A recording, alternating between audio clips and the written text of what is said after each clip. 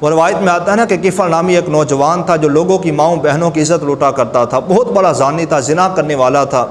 ایک دن اس کے قریب ایک عورت جاتی ہے، تنہائی کا عالم ہے، تو کفل جب اس عورت کے قریب جاتا ہے تو کیا دیکھتا ہے کہ وہ عورت زاروں کی طرح رو رہی ہے، روئے جا رہی ہے، اور یہ سمجھنے لگا کہ میرے پہلو میں آنے والی ہر عورت بغارت ہوتی ہے، تو یہ پوچھنے لگا کہ رو کیوں رہی ہو؟ تو اس عورت نے آگے سے یہ کہا کہ اے کفل، میں تمہارے پاس خوشی سے نہیں آئی، بلکہ مجھے تم تک بھوک کھینچ کے لائی ہے کہ میرے گھر میں بچے بھوکے ہیں، وہ بلک رہے ہیں، بھوک کی وجہ سے روئے جا رہے ہیں، میں تو بھوک کے سبب سے بچوں کی بھوک برداشت نہ کر سکی، اس وجہ سے تیرے پہلو میں آئی ہوں، خوشی سے تیرے پاس نہیں آئی۔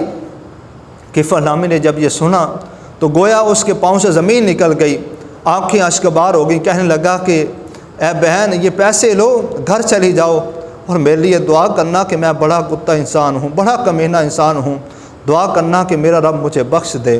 راوی لکھتے ہیں کہ وہ عورت جب وہاں سے چلی جاتی ہے تو یہاں تقدیر کا قلم چلتا ہے، رات وہ سوتا ہے تو کفل نامی شخص کا انتقال ہو جاتا ہے۔ صبح جب لوگ اٹھتے ہیں تو کیا دیکھتے ہیں کہ اس کے گھر کی دیوار پہ لکھا ہوا تھا کہ اللہ نے کفل کو بخش دیا ہے۔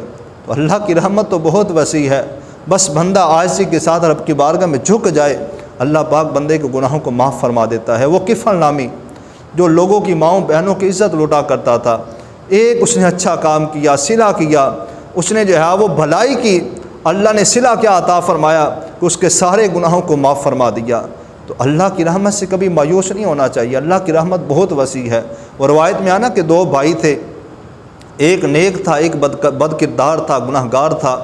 تو جب گناہ گار بھائی کا موت کا وقت قریب آیا تو نیک بھائی اس کے قریب جاتا ہے، کہتا ہے کہ میں نے تجھے بڑا سمجھایا کہ نیک کام کیا کر، گناہ نہ کیا کر، اب تیرے اوپر نزع کا وقت ہے، آخری وقت ہے، نہ جانے قبر کی پہلی رات تیری کیسے گزرے گی۔ اس نے آگے سے یہ کہا اپنے نیک بھائی سے، گناہ گار بھائی نے، کہ یہ بتاؤ اگر کل بروز قیامت میرا سارا معاملہ میرا رب میری ماں کے سپرد کر دے تو بتاؤ میری ماں مجھے جہنم میں جانے دے گی؟ نیک بھائی کہنے لگا یہ کیسے ہو سکتا ہے، تو ماں تو اپنی اولاد سے بڑی محبت کرتی ہے، بے لوث محبت کرتی ہے، کانٹا بھی چبھ جائے تو اس سے دیکھا نہیں جاتا، برداشت نہیں ہوتا، تجھے جہنم میں کیسے جانے دے گی؟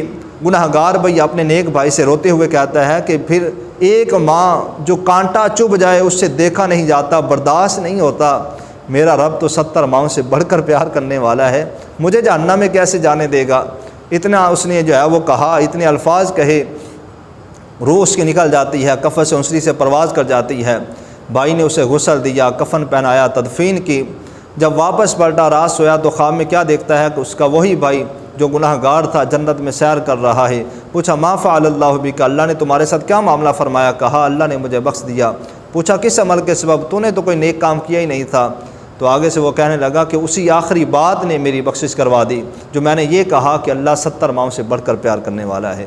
تو اللہ کی رحمت تو بہانہ ڈھونڈتی ہے کہ میرا بندہ کوئی نیک عمل کرے تو صحیح، کوئی نیک کام کرے تو صحیح، جس کے سبب میں اس کو بخش دوں۔ رحمت دا دریا الہی ہر دم وگدا تیرا، جے ایک قطرہ بخشے مینوں کم بن جاوے میرا۔